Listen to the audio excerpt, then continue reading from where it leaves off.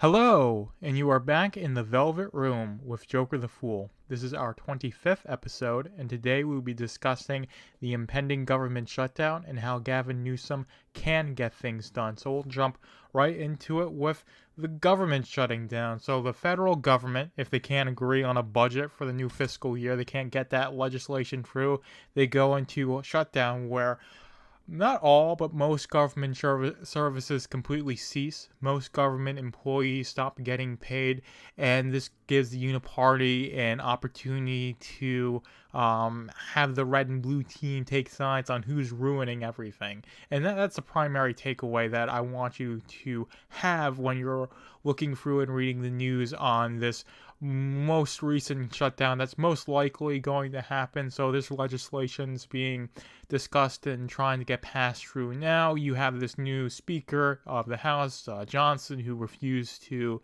go forward with impeaching Biden and all these sorts of things. The Uniparty always wins in politics, and the government shutdown, system, this whole thing that can happen, it's just an opportunity for the Uniparty to enrich itself and to further enrage all the people, because you can use the I don't know, millions of people, however many people are employed by the federal government, basically as economic hostages for political clout, saying, well, the Republicans are the ones who don't want these people to get paid, or the Democrats are the people who don't want to get these paid because they can't be bipartisan, they can't walk across the aisle, and that's never really the point of any of this. This is just to further entrench and shrink a small ruling class of people who get to take everything from themselves and leave you with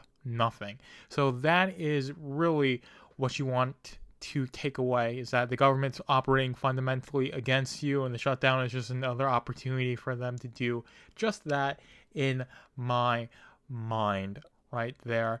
And it's also indicative of how ineffective the state is at functioning, right? You can't have them even set a goddamn budget, yet you trust them with the nuclear codes, right? It's just wacky. So it's just another reason why the federal government shouldn't exist, if it can just shut down randomly because they can't agree on how much funding they need to give themselves with all the money that's stolen anyway.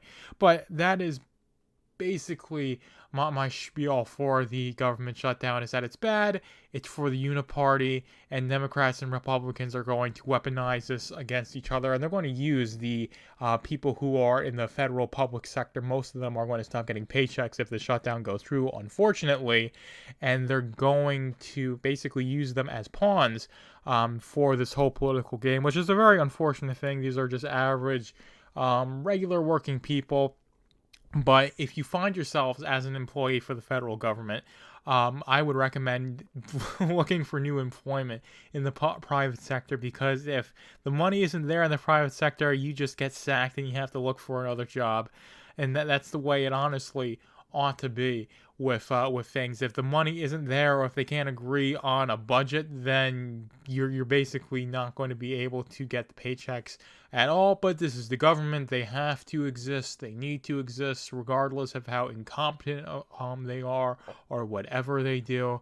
So they're just going to go through this whole phase of shutting down and arguing about it. Eventually, they'll reach a deal where they'll, shocker, agree to borrow even more money that we don't have and buy even more shit that we don't need. So that's going to be the end result of it. There's going to be a lot of hemming and hawing, and like I said, finger pointing at the Democrats and Republicans, so the Uniparty can further polarize and entrench people into the side of being a Democrat or Republican, while they go run to the bank and cash the checks for themselves. But like I said, I'm just basically restating things that hopefully you already know if you are a long-time listener of the show. And if you do not listen to the show, then that's your little knowledge bomb for you there. The government sucks, and they're always going to suck, and the shutdown is proof that they do suck.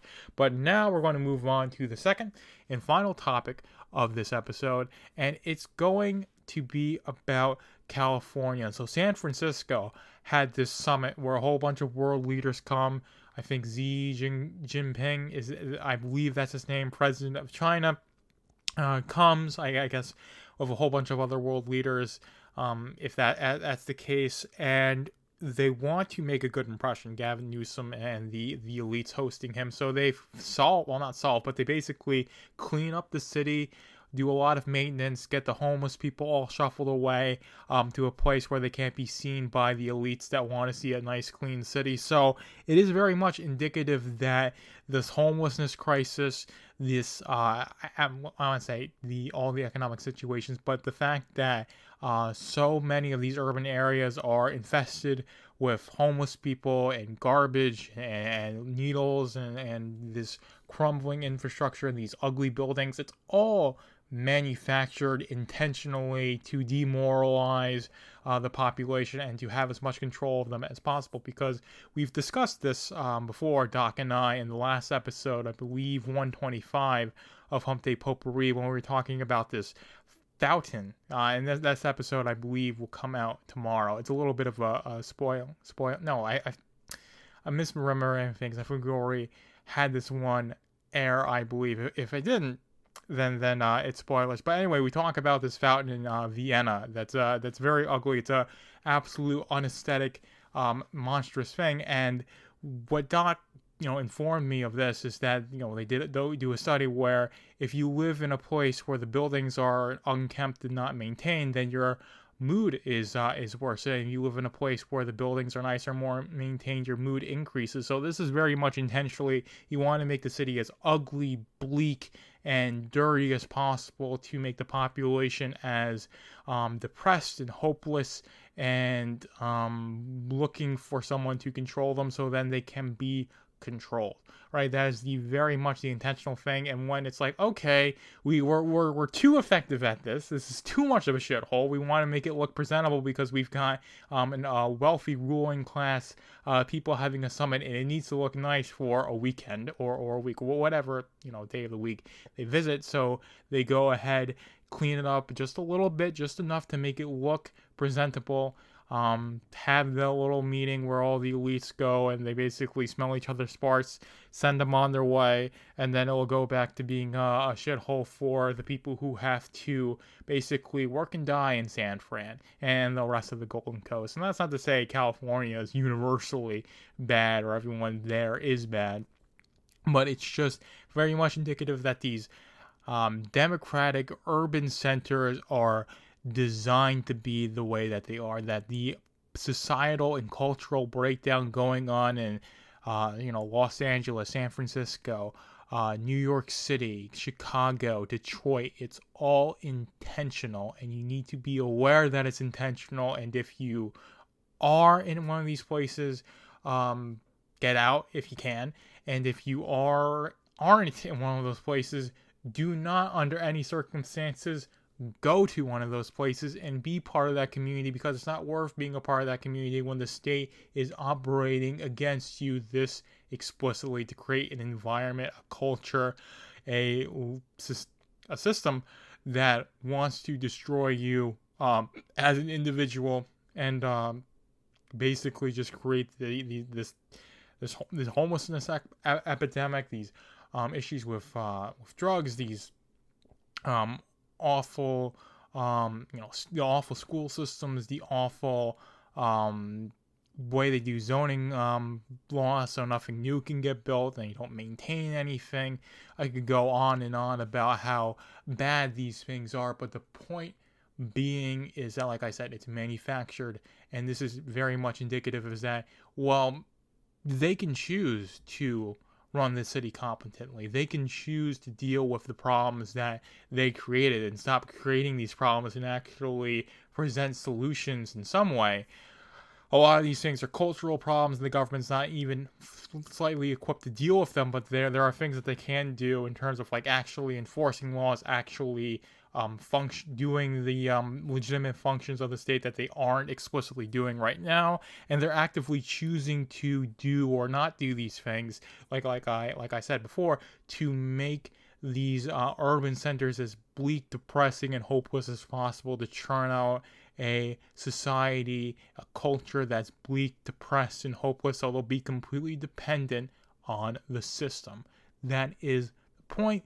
Gavin Newsom and his kind have been bought and sold, and they are going to go full steam ahead, running off of the cliff to usher in this brave new world where everyone's underground, living in their pods, eating the bugs. That is the end goal, and the beginning of the rollout is in these these Democratic ran urban centers where everyone's packed in like sardines, paying $1,500 to $2,000 a month for a freaking shoebox, working in a rat race of a job, and anytime they go anywhere, they have to see basically used needles, human feces, and just decrepit buildings that no one can be bothered to maintain anymore, because so many of the people who can or have the wherewithal to care about the community have moved on to greener pastures and are going to continue